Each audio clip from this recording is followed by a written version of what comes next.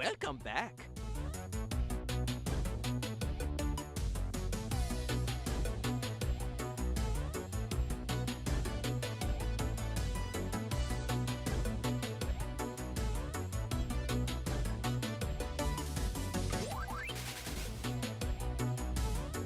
Nice. Way to snag first. What's up, Ace Guru? How you doing today, bro? Hey.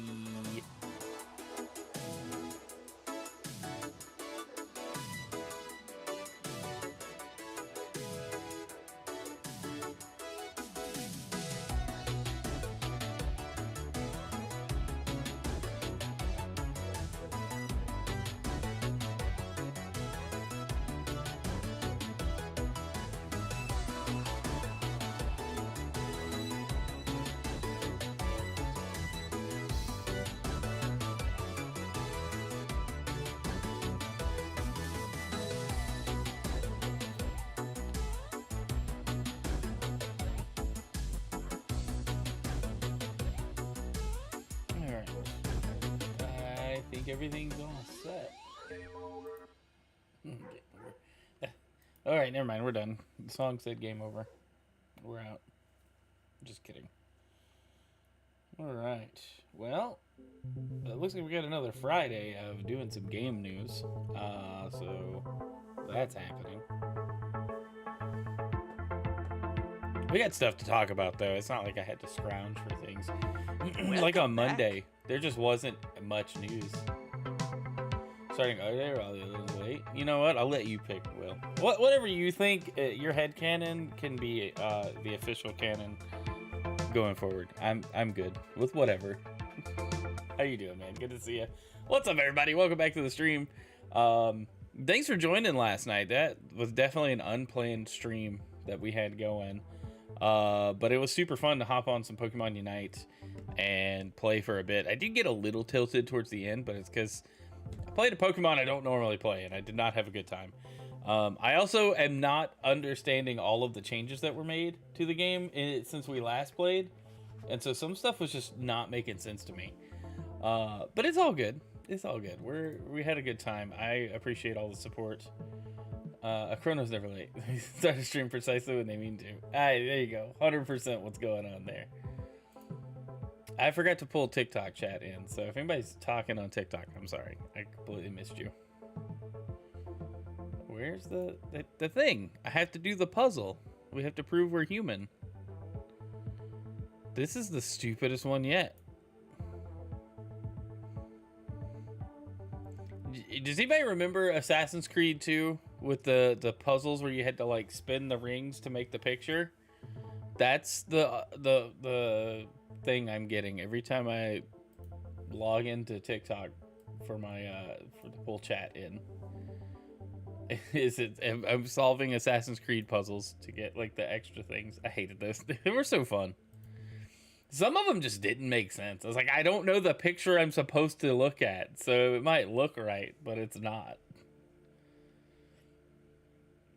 I don't know enough about fine art to do these puzzles.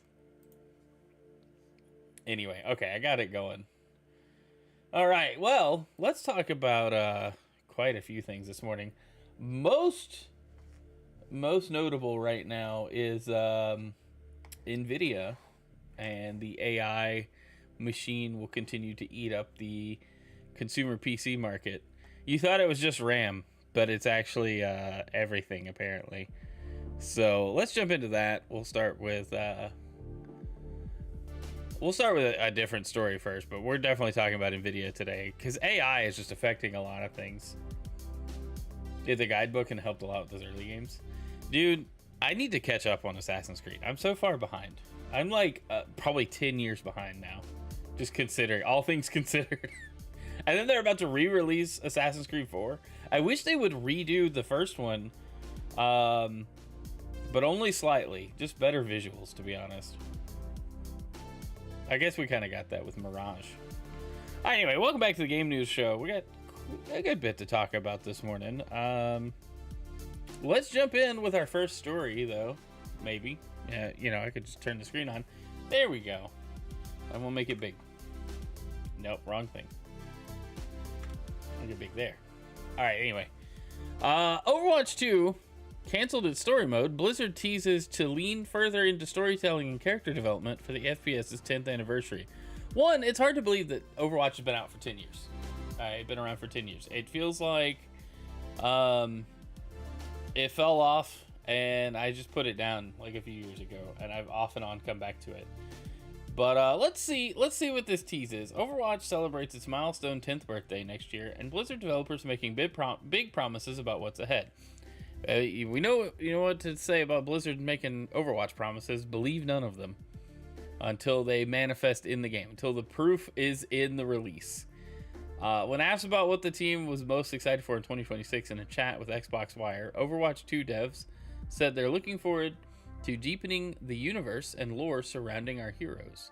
Moving beyond their functional roles in a game, Overwatch's ongoing story has only tiptoed forward, very slowly I might add, since its debut, but the team is apparently eager to take creative steps that will allow the game to lean further into storytelling and character development. I mean, that's nice considering the story mode you promised us with Overwatch 2 disappeared and got canned. Emphasis on storytelling is so notable because, as you probably remember, Overwatch 2's co-op campaign was previously scrapped, despite being announced alongside the mode that arguably justified the sequel's existence in the first place. Yeah, that was kind of my turning point with playing the game, was like broken promises, right? Like things not being followed up on that were supposed to come out, and that's also one of my biggest complaints about Halo Infinite. You know, it didn't launch with co-op, and they promised split screen, and then they didn't deliver. If there's one thing I will hold companies to task on, is making promises for future developments and then not following through with them. You know, like that's a problem I have. Like, don't lie to me. And I guess they'll argue, well, it's technically not a lie. It's like, but yeah, but you promised it. So it's like, yeah, you know.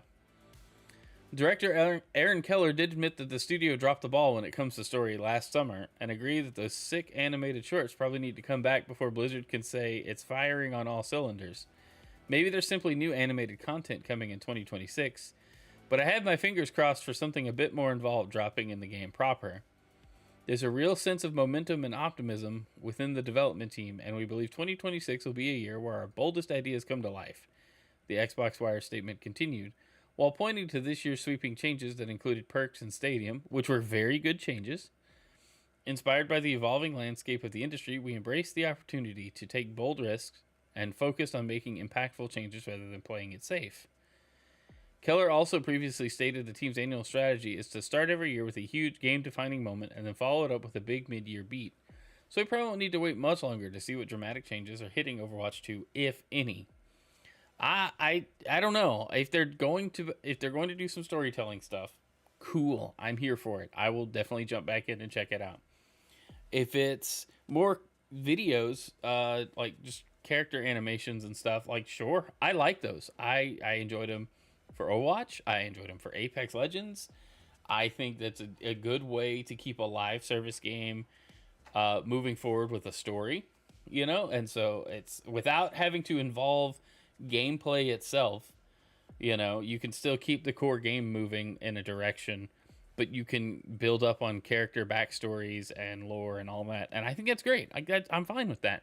But the fact that they canceled the story mode for Overwatch 2 and haven't really put out anything about the characters, it's like, well, what's the deal? Like, the animations are gone.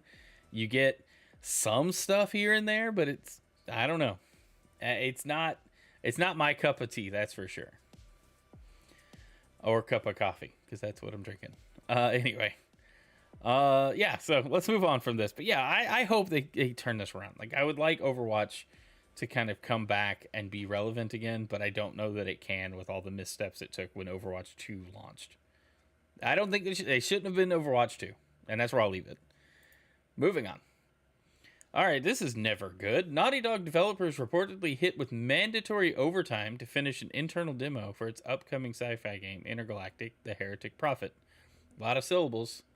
It's never a good sign for a title. Crunch is back, baby. That's what Andy Chalk writes in his article. After years of being accepted as just how things are done, crunch, working horrifically long hours for weeks or months at a stretch in order to meet an arbitrary deadline set by an executive who's probably still going home on time every night, is now widely frowned upon in the video game industry. But it also seems to be awfully hard to do away with. A new Bloomberg report says Naughty Dog has been pushing employees to work at least 8 extra hours per week since late October in order to finish an internal demo of its upcoming sci-fi game Intergalactic: The Heretic Prophet. Intergalactic was revealed at the Game Awards 2024 with a long cinematic that landed, for me at least, as a kind of mashup of Uncharted with Ready Player One in space. Porsche branded ship, Sony audio player, anime on the TV, and Pet Shop Boys on CD. Studio boss Neil Druckmann later said the game, despite its clear action trappings, is about faith and religion, which is an interesting pitch, but we really haven't heard anything about it since. Sounds like things have not been going especially smoothly behind the scenes. The Bloomberg report says Naughty Dog has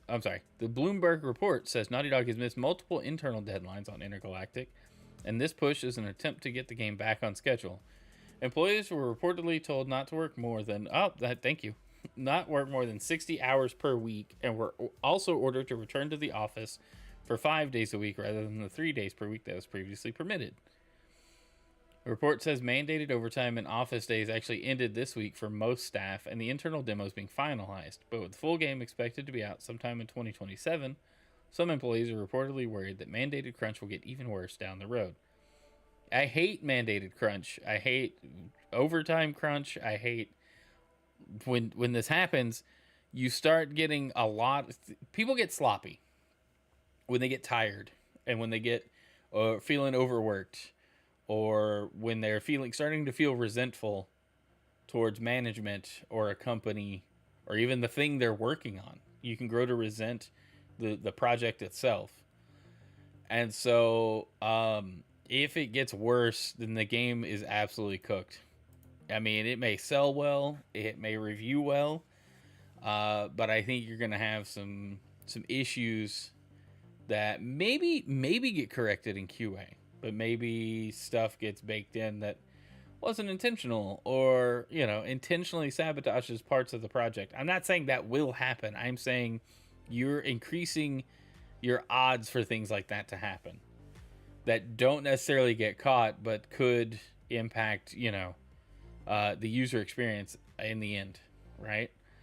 It's just, how are we still doing this? How are we still talking about crunch when we have largely all agreed, hey, it's not healthy for a project, it's not healthy for employees. Like, it may produce the product, but it doesn't help the final result. And it just makes everybody upset. The consumers are upset with the publisher and developers for forcing their employees to work long hours. Maybe not, though, because nobody really cares how long somebody worked on a game, as long as they get to enjoy the game. It's the same like movies and stuff. Nobody really cares. But anybody in the industry knows, and I certainly wouldn't want to work super late hours mandated because maybe something screwed up the pipeline and we got set back. Like, it's a setback. Things happen, The article concludes with, this is far from Naughty Dog's first brush with crunch. An in-depth Kotaku report in 2020 alleged that the practice was common at the studio and brutal even by the standards of the game industry. One developer on The Last of Us 2 said at the time that the studio is an amazing creative environment, but you can't go home. Quality assurance lead Patrick Goss acknowledged in early 2024 that Naughty Dog has a reputation as a studio for crunching, but added that it's something we're not going to do anymore. But as we learned from CD Projekt's work on Cyberpunk 2077, no crunch is an easy commitment to make and much harder to put into practice. Which is pretty much like the big thing. I don't know how interested I am in this game. I'm always a little concerned when somebody who is very vocal about their position on social media in terms of politics and personal beliefs starts making a game about something they're maybe against or at least opposed to parts of, because it just sounds like it's going to bash on my own beliefs. I mean, we'll check out trailers and stuff and see where the game progresses.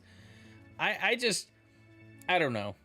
Neil Druckmann, as a person who is active on social media, has just turned me away from a lot of Naughty Dog stuff. I just, whether or not I agreed with him, it's just he comes off as pompous and kind of anyway. But now it's like, oh yeah, and you're gonna force your employees to crunch on top of this. I'm good, bro. I hope the game works out for you, but I'm certainly not gonna be super like enthusiastic about it if the employees are having to like work a lot of overtime just because something happened, right? We don't know. We'll probably never know. Maybe after the game launches, some devs will speak up, but who knows, right? I hope the employees can either stand up for themselves, push back on it, or find better employment. You know, that's really what needs to happen. They need to just find better employment. But anyway, let's move on and talk about Nvidia. Nvidia reportedly cutting RTX 50 series production in 2026. This is our cover story, title story for this today's game news. So we'll chat about this a little longer. But the memory shortage is hitting the GPU market. A new report suggests Nvidia is preparing to cut down on production of its GeForce RTX 50 series graphics cards. According to Chinese outlet Bo Bantang via BenchLife, Nvidia is looking to reduce supply of the latest series of cards by as much as 30 to 40% compared to the first half of 2025. The report adds that this is being done due to the memory shortage for GDDR6 and GDDR7 RAM across the industry. This shortage has seen consumer prices skyrocket as AI companies buy up all of the available supply. In addition to the original report, BenchLife adds that various AIC partners and suppliers have told the outlet that the first cards to likely be cut back are the RTX 5070 Ti and RTX 5060 Ti 16GB. As of publishing, Nvidia hasn't confirmed or denied the report. Insider Gaming has made attempts to contact Nvidia for an official statement on the matter, but so far all requests have gone unanswered. Should one come, it will be added to the story. So we don't know for sure, but it's very likely this is the case because the RAM shortage is going to affect everything that uses RAM. We knew that. We've talked about that going in. It's not that much of a surprise when you look at the big picture, but this is kind of the spot we're in with RAM and the shortages. And everything kind of shifting to meet data center needs for these big AI companies. And it starts to make you wonder if it's not intentional and very cyclical of these companies to go, hey, we need more RAM. So they're buying all the RAM to build the data centers. And then they got to build the data centers, and those need, those are going to need components. And then all the companies are just kind of working hand in hand in a circle to just buy up all of the supply of essential components to make all the consumer grade like parts, which comes down to is it going to be like everything moves to the cloud situation and you don't actually get to own your hardware anymore, you just have a terminal, and then it's like, okay, so this is like the 70s and the 80s where you got to connect to like a mainframe where we're just connecting to the cloud, through our little dumb device that can't do much. It has an internet connection and that's about it. A little concerning, right? Like I'm not a fan of that. And then everything's a subscription at that point because you have to subscribe to the cloud service, and then each of the services you get are an add-on, and then everything just becomes a money sinkhole for your monthly income, and it's terrible. I hate the idea of this. And, maybe that's a little doom and gloom, but that's certainly what it's looking like on the surface, right? Like, is anybody else think that? Like, I'm not liking the direction we're headed with the AI push. I do feel like it's a bubble. I do feel like eventually all these data centers are going to be built up, and then we'll hit a point to where the computational gains are a little irrelevant for what AI is largely being used for. Maybe not. I will say at this point, buy up what you can, because it's not going to get better. lock in your GPU now for the next, well, forever maybe, because it's, again, it may not matter. I may be stuck on this 4070 for a while, and I'm not necessarily stuck. It runs everything well. I'm very pleased with it. I don't do a lot of PC gaming, but when I do fire up a game, like just recently I was playing Final Fantasy 16 on here, and it looks great. If I had an HDR display, it would probably look even better. But it's just I have the option of running stuff locally and not having to cloud stream it, and it's gonna look like that's gonna be less and less. I'm an outlier. There's a golden opportunity for China. They can do 10 nanometer for DDR5. They can and would fill the memory vacuum very well. And that's a very fair point. We had talked on previous episodes. Chat was talking about how hard it would be to get other companies making the components that are short on. But it's going to take some years to even get new fabs spun up and materials moved to where they need to be. But I like the idea formula. I think it's good. Initial parts. Hold on. It got starred for me. Let me see where's this chat. Initial parts would be crap after that start turning good parts. Yeah, like that first gen would probably be rough. But yeah, that's the thing. Like, if we can start meeting both sides of demand, the consumer and enterprise side, that would be fantastic. But the odds of that happening, or the capacity for that, is so low right now. We would literally probably be like 5 to 6 years out from meeting that demand that exists right now on both sides, right? And so we would almost need to get companies spun up just to meet the consumer demand side and let the existing companies handle the enterprise side, because that's who's going to be trusted anyway. But it is a curious situation. I really hope it can turn around, but in the short term, it's not looking like a good time for the next few years, and that's what's it's gonna hurt. It's gonna hurt in the short term, and long term, I don't know. We'll probably bounce back, industry wide maybe. I don't know. I'm not too well versed on the hardware supply side of things, but I do know a little bit. And so it's like, this is gonna suck before it gets better, but hopefully that's quick, But yeah, I don't know. Like I said, AI is just consuming everything at a rate that we weren't ready for as our own consumers, and as just everyday normies just hanging out, living our lives. We weren't ready for this, and it's moving at a pace that's almost uncomfortable. Anybody in the industry close to AI development is kind of setting off alarms. People that used to work at Google have talked about the shift that's coming with the way things are just developing. And so, we can sit here and talk about video games and how, hey, it's going to get really expensive, and it is getting really expensive just to play games. It's going to be beyond that, and I'm not excited about that side of it, but I can still be excited about like new games and stuff. It's just new hardware. I'm not looking forward to those price tags for next gen. GPUs, CPUs, any of it. It's not going to be exciting for a little while, just because of the price tag alone. But I don't know. All right, well, let's move on. We got a few more topics to talk about. We haven't talked about Epic or Tim Sweeney versus Apple in a while. But apparently there's an update. Epic's Tim Sweeney says Apple's dishonesty and gross disrespect to Japan is the reason Fortnite isn't coming to iOS there. Epic had previously said Fortnite would be returning to iOS in Japan in 2025. All PUs will be expensive. It's true. It's true, Base Guru.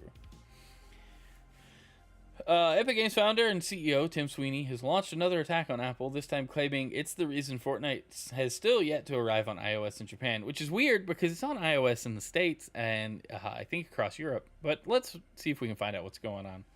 This week, Apple announced it was making changes to iOS in Japan to comply with the country's new Mobile Software Competition Act, which demands that Apple allow third-party app marketplaces and external app payments on its devices. Apple's announcement stated that beginning with iOS version 26.2, developers in Japan will be able to distribute apps on alternative app marketplaces, operate alternative app marketplaces, process app payments for digital goods and services outside of Apple in-app purchase in iOS, and more. That's a lot of words. Epic had previously promised that Fortnite would be coming to iOS in Japan by the end of the year as a result of the act. But now Sweeney says this won't be happening, claiming that Apple has been dishonest in the way it's implemented the required changes.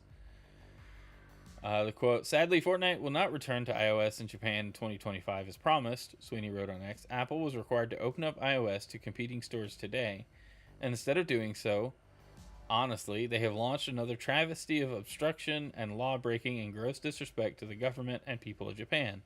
Apple chose poorly again. Okay, but why? Like, I still don't.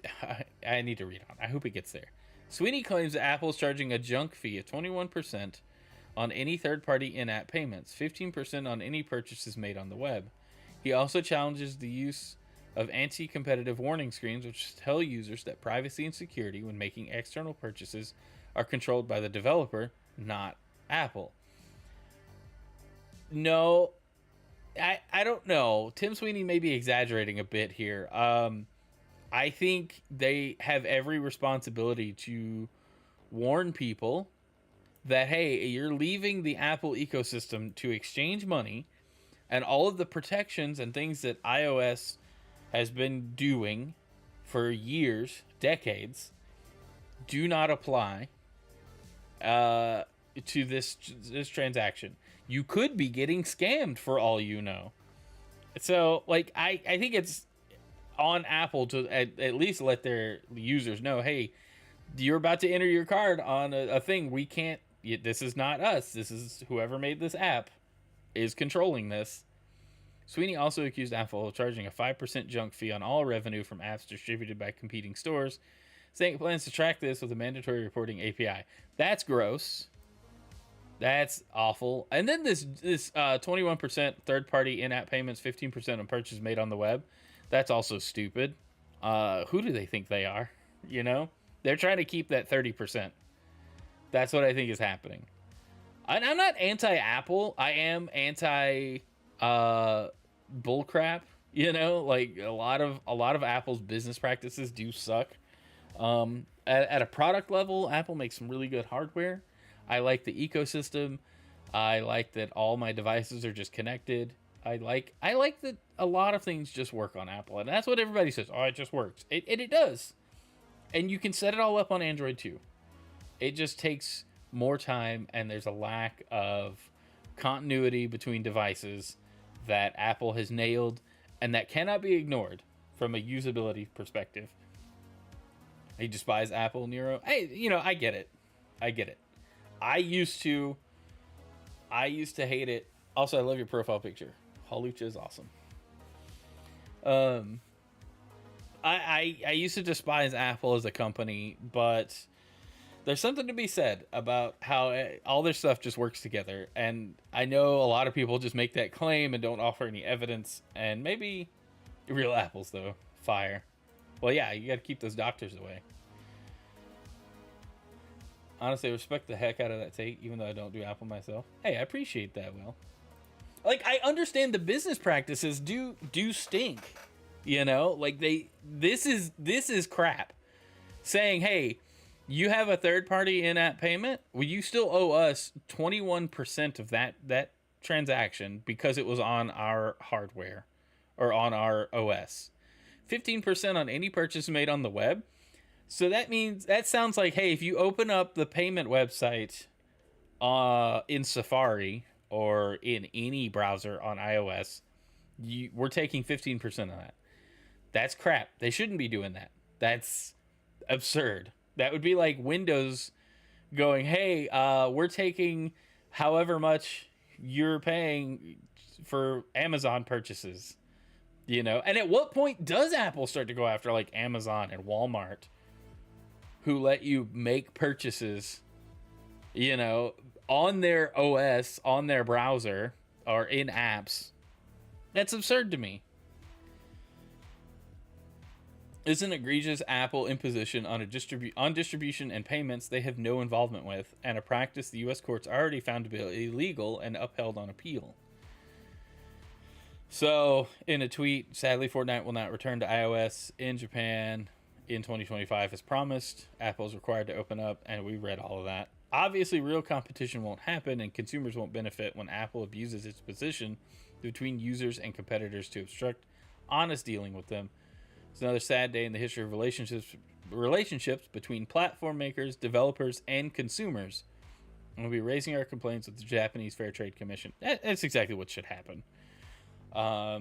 Latest chapter in the ongoing Epic versus Apple saga, which stretches back to 2020 when Fortnite publishers sued Apple for taking a 30% cut on all in-app purchases while also banning any alternative ways of making payments outside of Apple's ecosystem. Yeah, and then they got kicked, and then now they're back, sort of, kind of. Fortnite is back on iOS in the States, and iPadOS and all that. So, yeah, it's cool. You know, it's a good thing that it happened. I wonder what the market share of Apple devices is in Japan. I'm actually very curious. I'm gonna look it up. Let's see. Come on, let me type. Apple market share Japan. Apple maintains strong dominance in Japan's smartphone market, consistently leading vendor shipments with shares often around 44 to 49%. Though sometimes dipping slightly below 50% due to strong Pixel Android growth. iOS the leading OS despite Android's overall OS share dominance. Driven by powerful marketing. Interesting. Okay, so Apple is doing well in Japan. I figured Android would be a lot higher. That's actually crazy to think about. Let's see. Apple's share internationally is very low in general. Well, apparently they've got dominance in the Japanese market as well, or at least a majority. I don't know if it's dominance, and maybe it's closer to like 50-50, but yeah, I know the North American market, like, we love our iPhones. I am an iPhone user. We just upgraded our phones to new ones. You know, I don't do the new phone every year thing. I usually pay it off, keep it for a year or two, and then it's like, oh, this is starting to show its age, or there's new features that I'd like to have on a newer phone. So I will then upgrade. But I don't do the consumerism upgrade every year path. That's nonsense. But it's crazy to think about. I think Apple... again, as a business, these decisions are stupid, and Tim Sweeney's totally on the money here. Maybe a little too aggressively, but maybe not, because he's just tired of dealing with it. I don't know. But I'm sure the Japanese government will say something very similar to what the U.S. courts have determined as well. So maybe it'll get shut down pretty quick. But we'll see. Maybe it happens. I don't know how fast the Japanese government turns around decisions like that, but maybe it'll be quick. Let's move on. All right, let's talk about Sony and Honda have announced the first car to offer PlayStation Remote Play. The Afeela 1 will let players stream PS4 or PS5 games to their car from their console. So this is interesting. And this looks like... This makes me want to throw up. I can't... I get, like, motion sick in the car real bad. So if I'm sitting in the back seat, or if I'm looking down at a screen, even in the front seat, I start to get, like, ugh. So, this picture just makes me want to throw up. Because if, like, I can see myself sitting in the back trying to play Gran Turismo, and it's like, nope, I'm hitting the walls, and now the back seat's covered in puke. The two companies formed a joint venture automotive company called Sony Honda Mobility in 2022, with the aim being to produce battery-powered electric vehicles together. The pair will release cars under the Afeela brand. In the first production model, Afeela 1 is set to start deliveries in the California region in 2026. I want to know what this car looks like. I've never heard of it.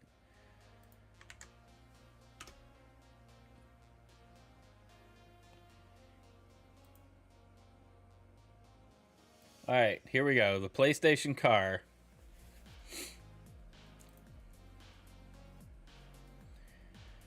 I'd like just some pictures. No, stop moving. There's too much movement.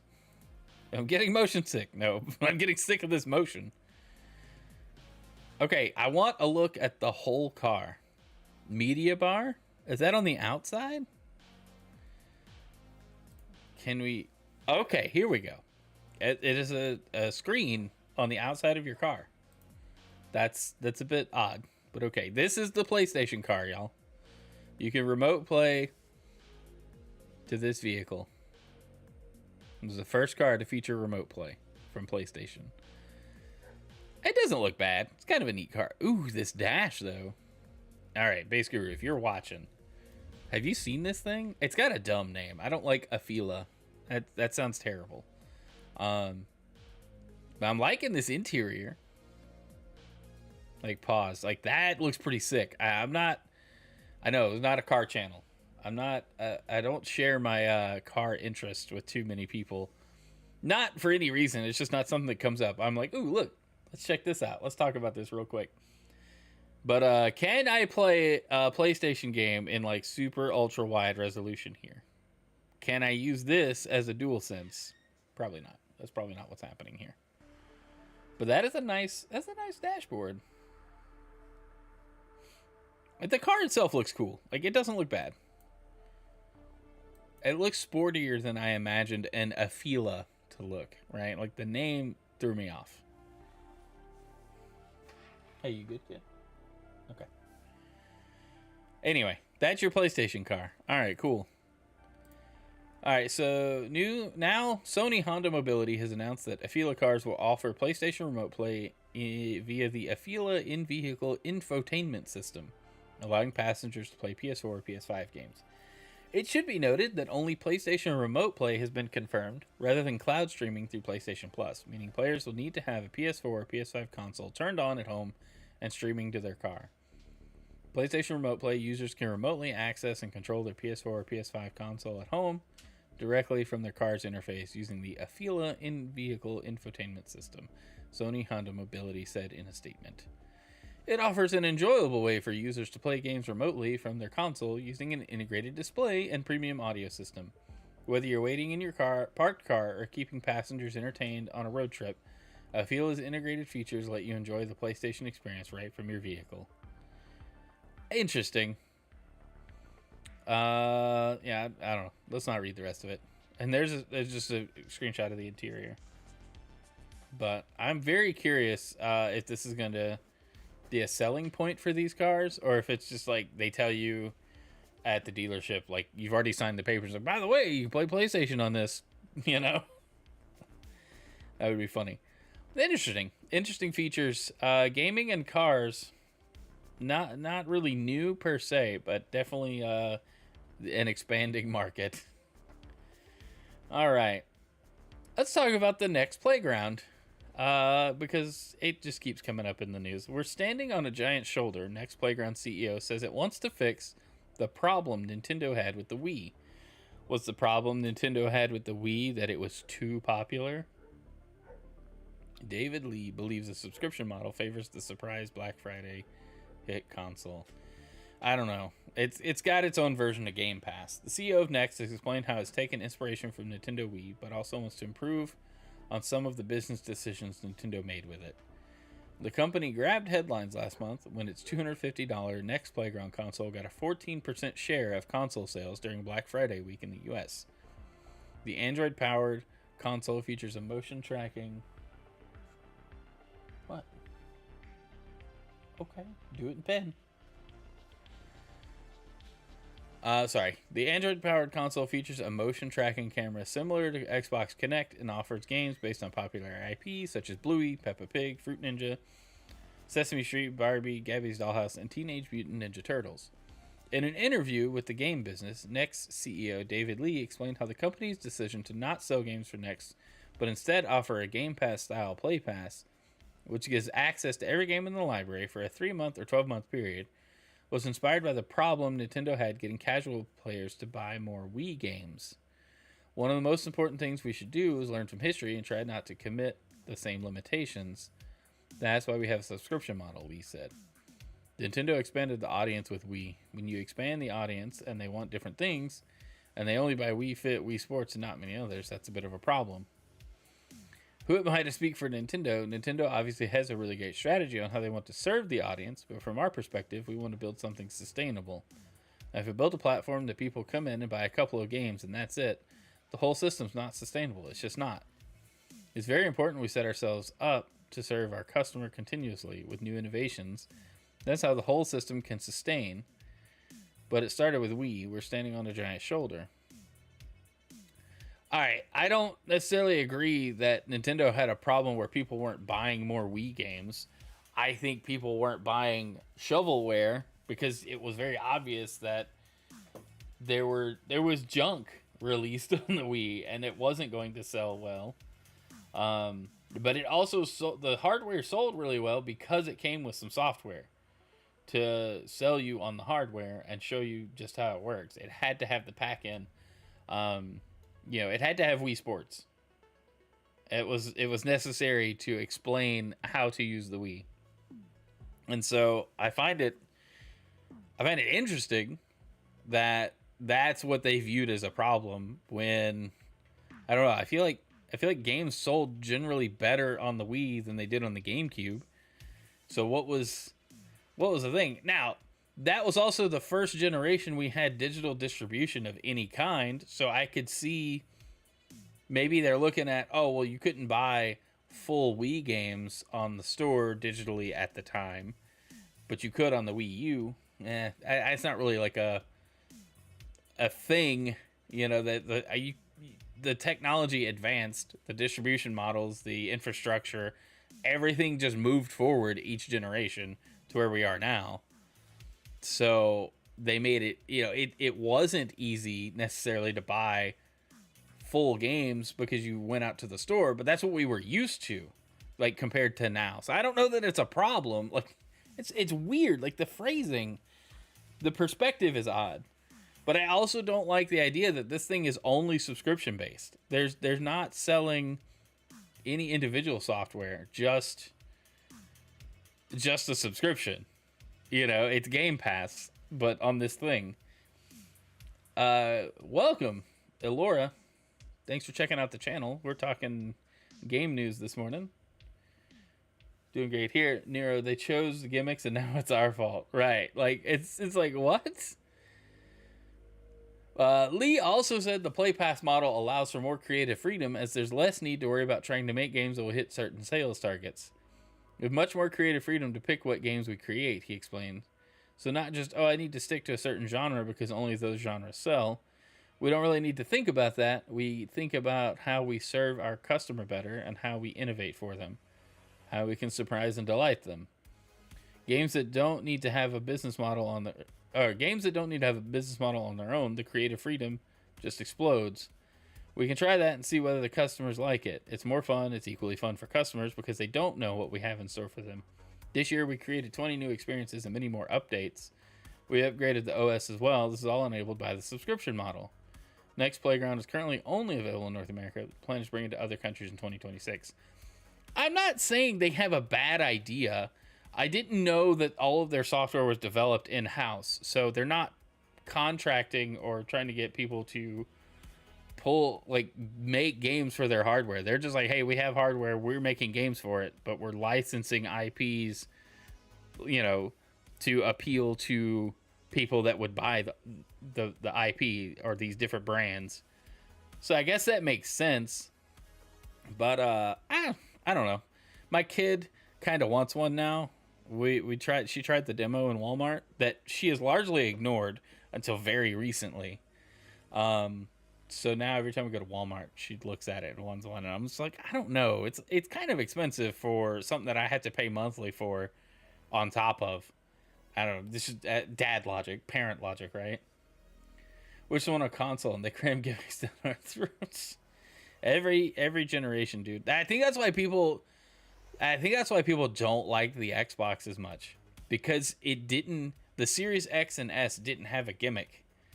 The PS5 relatively gimmick free, but the DualSense controller did add a bunch of features. The Series X and S didn't add anything new. Look how it sold. It's just better visuals, and that was literally it. That's all the platform was selling on. Tangy, AI is going to cause the end of gaming. I don't think it's going to cause the end of gaming. I think it's going to hurt hardware ownership in a big way, and I'm not looking forward to that future. Gaming will prevail. It's just going to be different. Hopefully we start getting games faster, but again, that may take a few years to figure out. But welcome in. Thanks for stopping by. All right. I don't know. I just thought it was interesting. This thing is still in the game news, and it's making kind of a stance for itself. All right, this is a story I was excited to see an update on. Tencent Horizon clone pulled from stores as Sony settles lawsuit. Sony and Tencent have settled their dispute over upcoming Tencent game Light of Motoram. Sony settled its dispute over upcoming Tencent game, which it accused of being a slavish clone of the Horizon series. This is great. According to court docs filed this week via the Game Post, the two companies have reached a confidential settlement, and it appears that the game has also been delisted from Steam and Epic Games Store. Sony first filed a lawsuit in California federal court in July, alleging copyright and trademark infringement, and claiming that the Light of Motoram was so close to Horizon Zero Dawn and Horizon Forbidden West that players could be confused into thinking it's part of the same series. Tencent had responded, calling the claim startling, accusing Sony of trying to monopolize a part of popular culture. Earlier this month, it halted public testing of the game while the lawsuit played out. According to this week's filing, Sony and Tencent have now jointly asked the court to dismiss the case after a confidential settlement was agreed. The lawsuit will be dismissed with prejudice, which means that the case will be closed and cannot be brought back to court later. Notably, at the same time as the court filing appearing, Light of Motoram's product pages on both Steam and Epic Games Store were removed, potentially suggesting that Tencent could be making changes to the game. The court docs...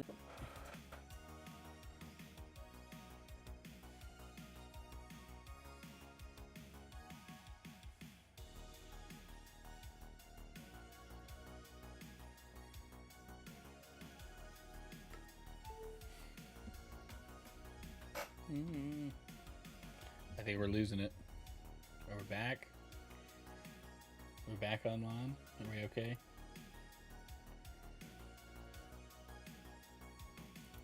We totally lost the connection there. Okay. It seems to be back. Are we back, chat? Instead of for bad now. It dropped frames and everything was like, you're offline. Alright, anyway. Let's see. Where were we? Okay. All pending motions are withdrawn as action is hereby dismissed with prejudice. All parties shall bear their own fees and costs.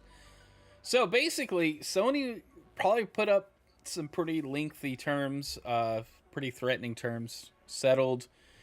Could be the game doesn't see the light of day. Could be the game completely gets reworked to meet what Sony finds acceptable as far as being similar to the Horizon brand. But the similarities are undeniable, and it does look like they flipped their assets from the pitch they were making to Sony for their Horizon spin-off game and made something else entirely. So it's very interesting how quickly this was settled. I'd like to know the terms of the settlement. We might find out at some point, but maybe we don't. But anyway, interesting. Did all of this not reconnect? I have no idea.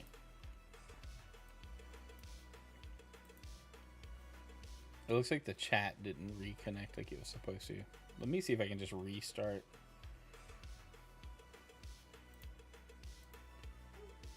The sources there.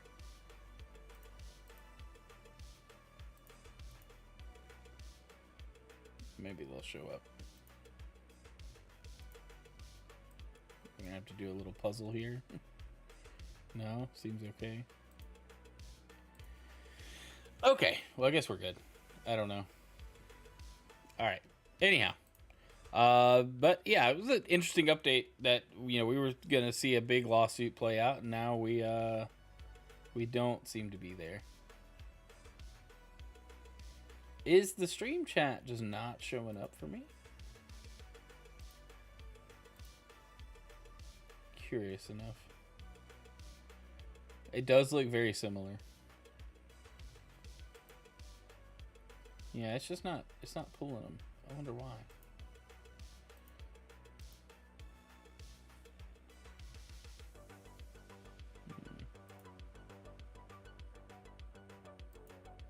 I don't know.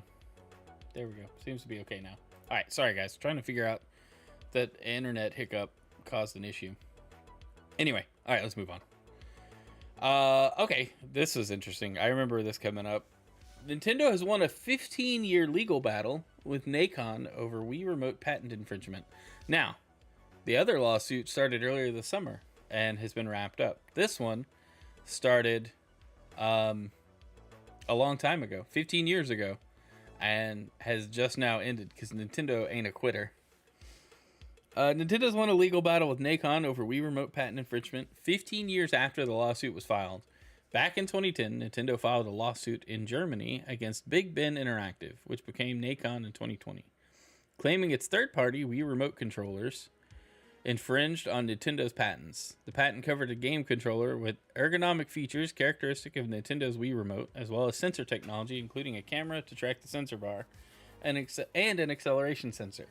A year later, the Mannheim Regional Court found that Big Ben had indeed infringed on the patent, and this was fully confirmed again by Karlsruhe Higher Regional Court in 2017.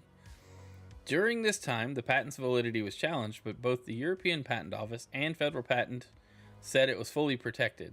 Meanwhile, the Court of Justice of the European Union and the German Federal Supreme Court both sided with Nintendo in 2017 and 18, respectively, as Nacon continued to appeal the decision. Now, as confirmed by Nintendo's German counsel and spotted by GamesFray, Mannheim Regional Court has finally awarded Nintendo damages of more than 4 million euros plus interest, coming to a total of just under 7 million euros. Big Ben had delayed the proceedings several times, for example, by rejecting the court-appointed expert, Nintendo's legal team said in a statement. These delaying tactics have now proved costly. The interest on the claim, amounting to 5 percentage points above the basic rate of interest, has significantly increased Big Ben's payment obligation and accounts for a substantial part of the total claim, just under 7 million. The saga isn't entirely over yet, as Nacon has now appealed the ruling to the higher regional court of Karlsruhe. But it's very interesting. Delaying is never a good idea, and Nintendo's lawyers, it comes off as, well, you see, you took more time in this lawsuit than you should have, and we were going to win anyway, and maybe you should have given up, you know. But this was crazy. I didn't think this was still ongoing, but here we are. This is wild. But yeah, they're definitely appealing that. Need to see pictures if they did infringe on Nintendo's copyright. Yeah, I don't know. I'm not gonna go look this up, but this is just a crazy story. And not surprising, Nintendo's lawyers won yet again, for better or worse. At least this wasn't over piracy, I guess. Anyway, all right, let's move on. I don't know how many stories we got left. We got 2 more. All right, hardware sales and physical game spending in the U.S. just had the worst November in 30 years. So yeah, hardware and software sales in the U.S. last month just had the worst November since tracking began. That's according to the latest data from market research company Circana, which tracks hardware and physical digital software sales in the U.S. 1.6 million units of video game hardware were sold in the U.S. in November 25, which is the lowest total since 1.4 million back in 1995. Monthly hardware spending last month was $695 million, which is a 27% drop compared to last year, and the lowest hardware spend in a November in the U.S. since 2005. November is usually one of the biggest months for hardware sales due to a combination of Black Friday deals and purchases for Christmas. However, this year, the average price for a new unit of video game hardware was $439, an all-time high and 11% higher than last year, which is likely the main reason sales were comparatively low. According to Circana, the PlayStation 5 is the best-selling console in the U.S. in November in terms of both unit sales and dollars spent. Switch 2 was second in both categories, while the Series X and S was third in terms of dollars spent, and the next Playground was third in terms of units sold. In terms of physical software, spending fell 14% in November 25 compared to 24, making an all-time low for November since tracking started in 1995. It should be noted this doesn't count digital software, which will have taken up the majority of video game sales in the US last month. Let's see. Okay. Black Ops 7 was the best-selling game of November, making it the 7th best-selling game of 2025 so far. However, Circana says the Call of Duty series suffered a double-digit percentage full game dollar sales decline compared to November last year. Asked on Blue Sky how console manufacturers could possibly lower hardware prices given such factors as tariffs and increased component prices, Circana's senior director Matt Piscatella replied, "They likely cannot and will not. And if we see sharp upticks in pricing because of components, it could potentially be catastrophic for the dedicated gaming device market," he added. Well, yes. Component supply, tariffs, and a bunch of other factors come in. Hey, Brent, good to see you. They won't be able to get those prices down, though, because of how restricted supply is for components and everything else. Very interesting to see it spending the worst, but considering that things are just getting more expensive, not that surprising. I just thought it was an interesting tidbit of information to throw in. All right. Well, let's move on to our last topic, which involves Marathon. Marathon art director leaves Bungie prior to game's release. So we got the release window, March of next year, for Marathon. But apparently the art director of Bungie's Marathon, Joseph Cross, has suddenly left the studio. Just recently, the game was announced to be released in March 26. Let's see, does it have any reason? Earlier in the day, GamePost found Destiny 2 alum has updated his LinkedIn and got rid of the present status for Bungie, showing 2025. Now, in an article from Kotaku, the outlet confirmed that Joseph Cross, Marathon's art director, has left the studio. No official comment from Joseph Cross or Bungie has been made as of writing. While unclear why Joseph left Marathon, there are a few different possibilities. One could be that his work was simply done and his direction wasn't needed anymore. Another possibility is that he just didn't want to continue working at Bungie. The Destiny studio has been in hot water recently with several lawsuits and less than stellar sales. Either way, it's likely, if true, that a new art director will be named soon, especially coming up to its March 26 launch window. I think just all the heat that the company is under for the plagiarism and then just the pressure to get Marathon out the door, pressure to get Bungie, like Sony's pressure to get Bungie to, be profitable and not constantly being criticized of plagiarism, I guess, might be a good idea. But I don't know. It's just interesting nonetheless.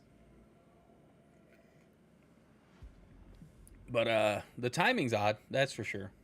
But anyway, well, that does it for the game news. So I appreciate you guys being here. Tangy, thanks for hanging out. Sony better get to working on data centers. They all need to work on data centers, to be honest. YouTube administration, what's up? Thoughts? A quad 3090 system versus 2 times clustered DGX Spark. I don't know. What is it for? Are you just hooking up components for funsies?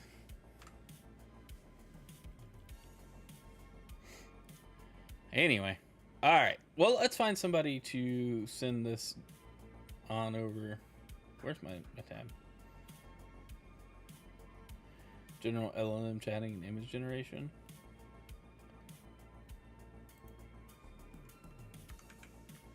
$430.90 is overkill. I guess for an LLM, not really though. If you're building something new, I would go the Mac Studio or even the Mac Mini route and do like a cluster of Mac Minis. Probably easier to get a hold of too. The unified memory is the real kicker there.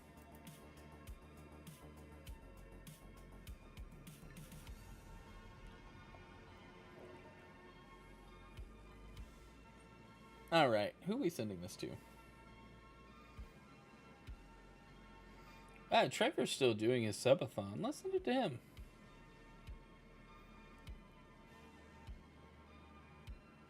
I'm just looking through the list. Yeah, we'll send it his way.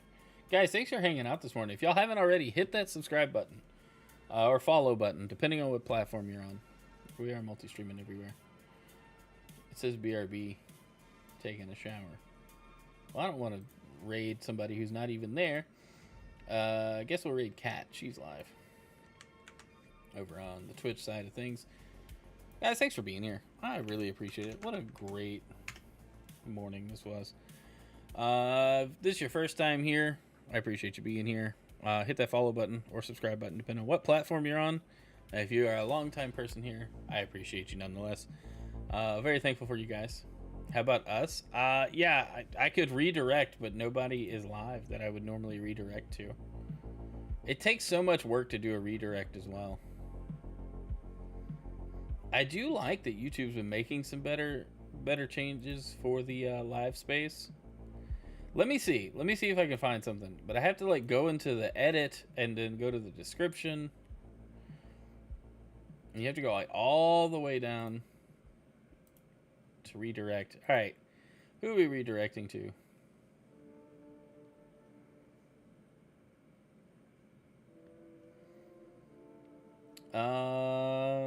How about Breakfast with Boom, Double Barrel Gaming? Go have fun.